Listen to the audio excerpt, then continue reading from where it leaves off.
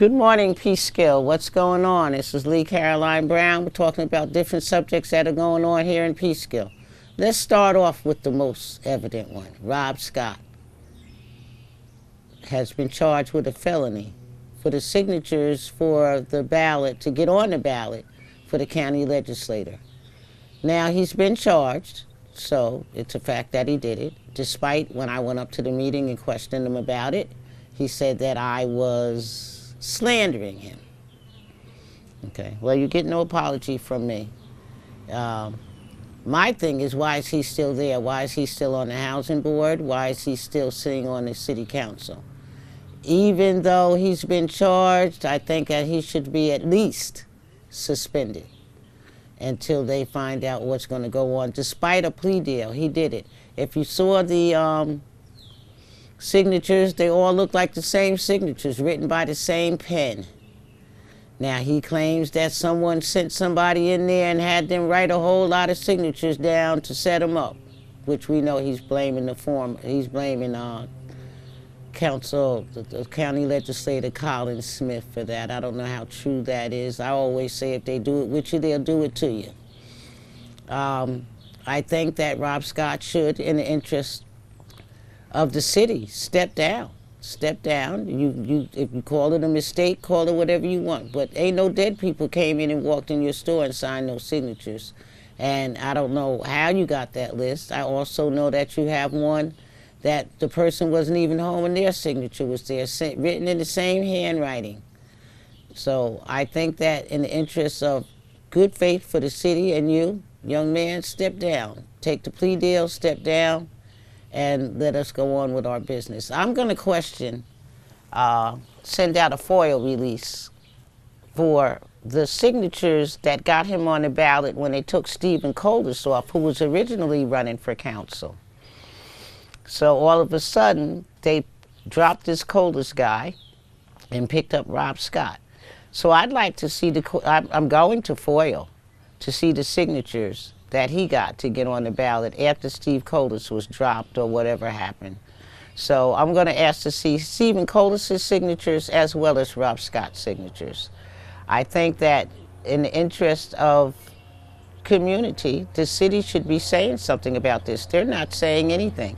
And once again, this falls on the city manager. This is a city manager-run government. We're going to talk about that a lot later, on what the city manager is allowing or not allowing or not telling us and not letting the public as a whole know what's going on in City Hall.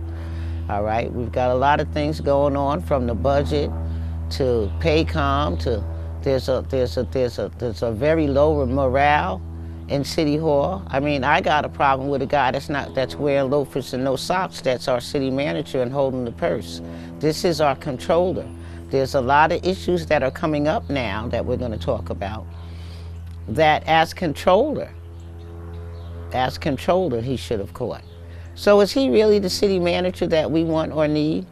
I think we ought to look in his past and see what's happening here, because I don't see anything good happening for Peekskill under this sky.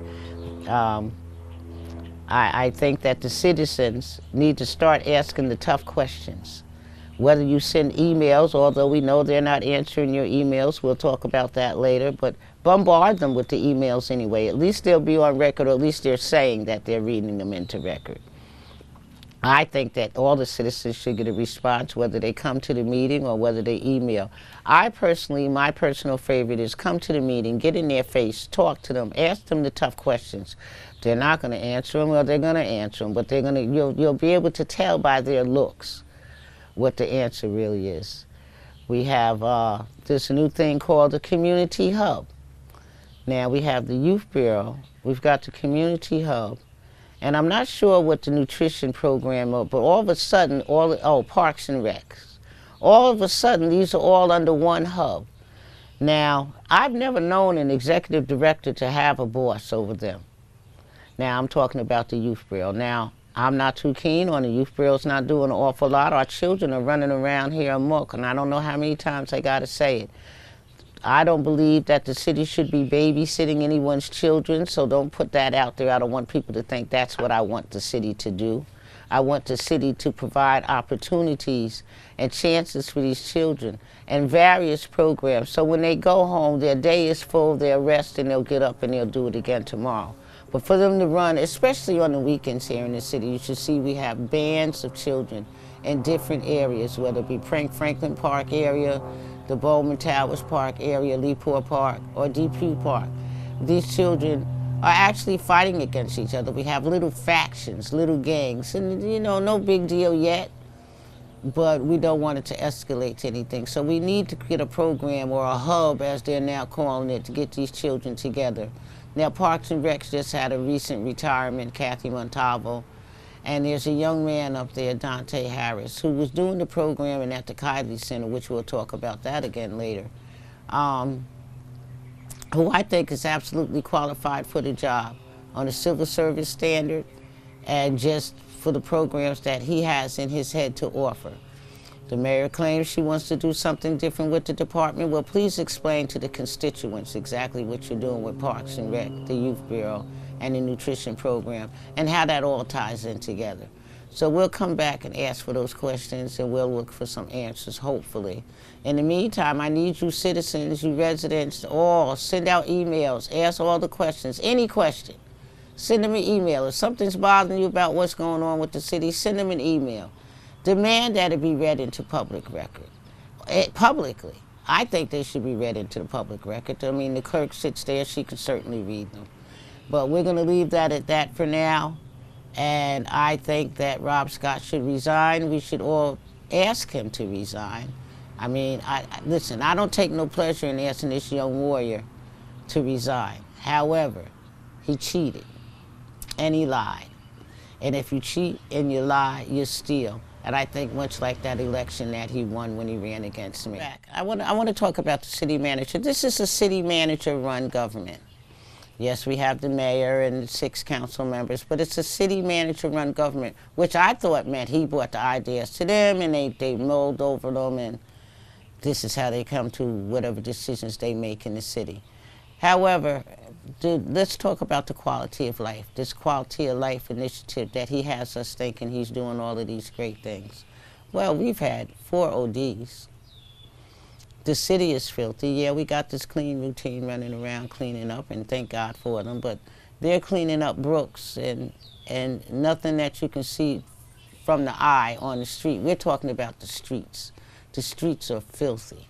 Any curb you look up, there's coffee cups, there's forks, there's food containers, there's all kinds of stuff on our main drags.